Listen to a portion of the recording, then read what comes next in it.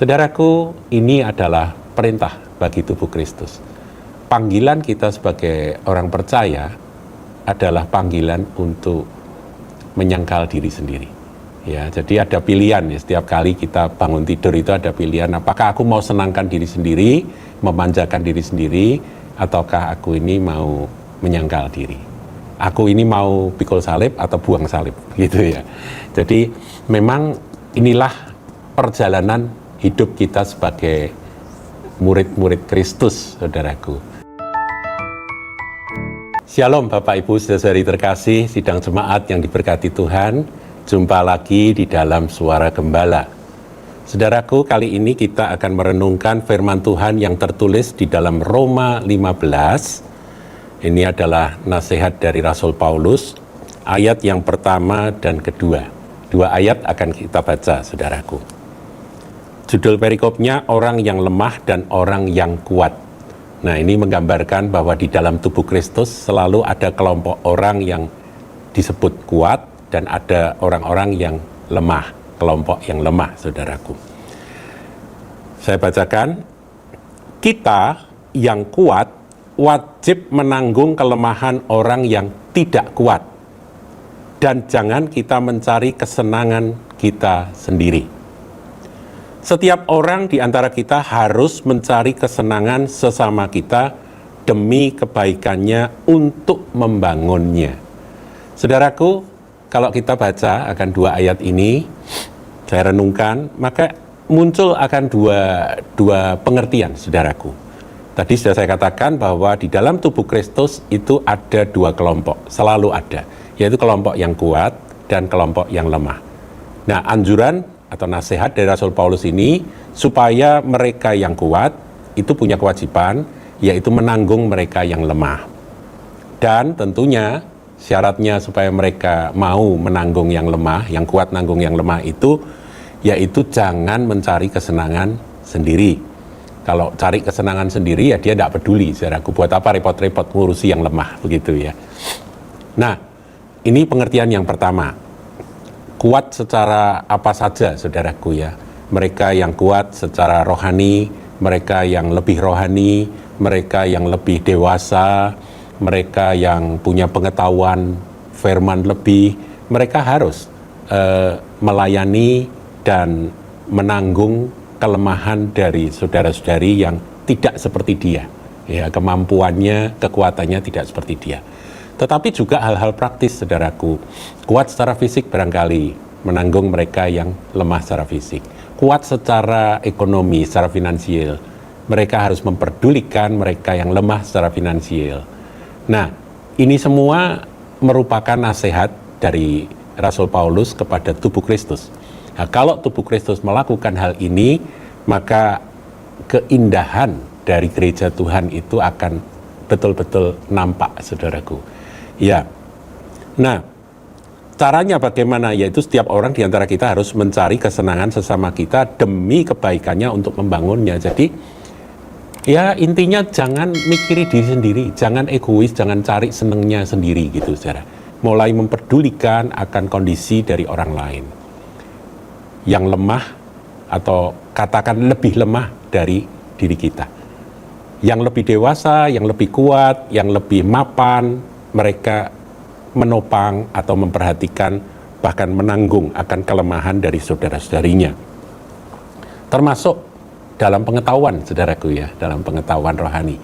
Jadi kalau ada yang pengetahuan rohaninya itu masih muda rohani, masih belum paham banyak tentang kebenaran firman, ya dilayani dengan sabar. Nah, saudaraku, tetapi ayat ini juga memunculkan satu pemahaman, yaitu bahwa siapa sih sebetulnya orang kuat? Siapa yang termasuk kelompok orang kuat itu? Apakah mereka orang yang memang kuat secara ekonomi, mereka otomatis menjadi kuat, disebut orang kuat di sini? Karena dia punya kekuatan finansial, kekuatan ekonomi yang lebih daripada yang lain. Apakah seperti itu? Jawabnya iya, tapi juga tidak, saudaraku. Karena sekali lagi, ayat ini kalau kita renungkan memunculkan akan dua pemahaman. Pemahaman yang kedua, yaitu siapa saja yang punya hati untuk menanggung akan kelemahan saudara-saudarinya, dia termasuk orang kuat. Meskipun, saudaraku, sebetulnya secara kasat mata atau secara penilaian secara objektif, dia sebetulnya tidak terlalu kuat. Misalnya, ada orang yang secara finansial dia sebetulnya bukan orang kuat sekali, bukan orang kaya sekali. Tetapi hatinya itu penuh dengan belas kasihan kepada mereka-mereka yang berkekurangan. Dia selalu menyisihkan akan apa yang dia punya untuk menanggung yang lain. Dia masuk kelompok orang kuat di mata Tuhan. Paham ya saudaraku ya? Ini pengertian yang kedua. Kalau pengertian pertama yaitu orang yang menyadari dirinya memang punya kelebihan dibandingkan yang lain, maka firman ini menasehati dia untuk menanggung yang lain, yaitu dengan cara singkirkan akan keegoisan, selfishness itu harus disingkirkan. Demikian, saudaraku. Saudaraku, ini adalah perintah bagi tubuh Kristus. Panggilan kita sebagai orang percaya adalah panggilan untuk menyangkal diri sendiri.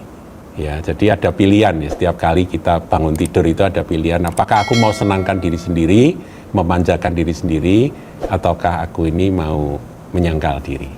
Aku ini mau pikul salib atau buang salib, gitu ya. Jadi memang inilah perjalanan hidup kita sebagai murid-murid Kristus, saudaraku. Nah, sekarang apa manfaat dari orang yang memperhatikan mereka-mereka yang lemah atau yang lebih lemah dari dirinya?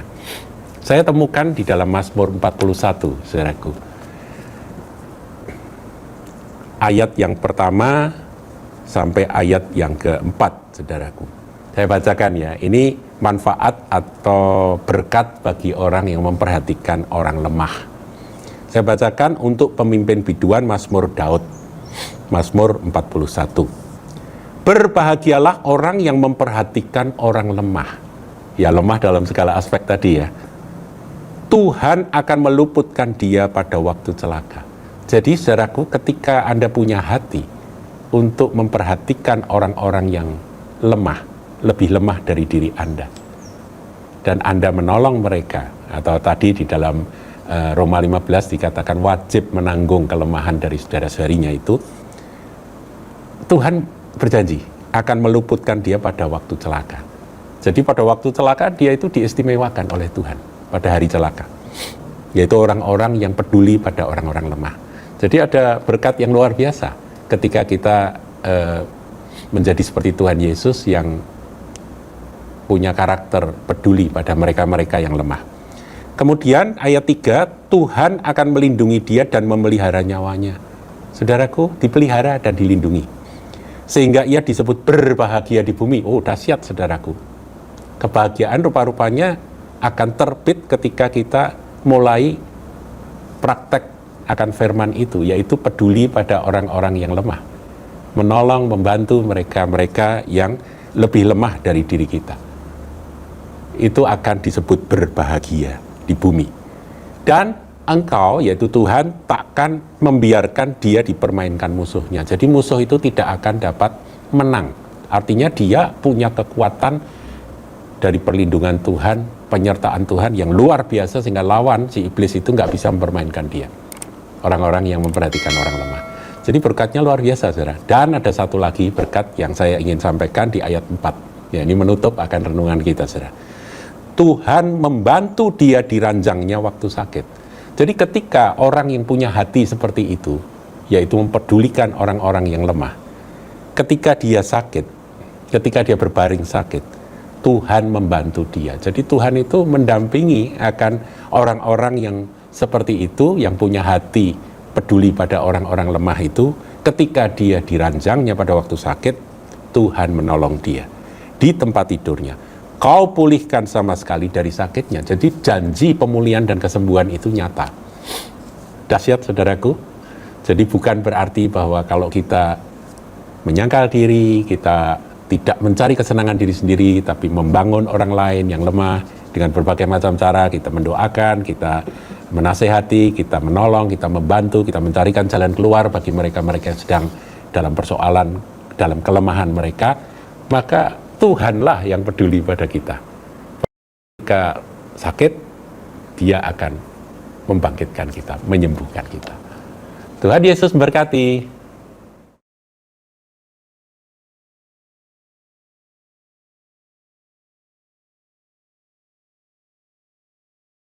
Jangan lupa like, comment, share, dan subscribe channel GKBK Hal Semarang.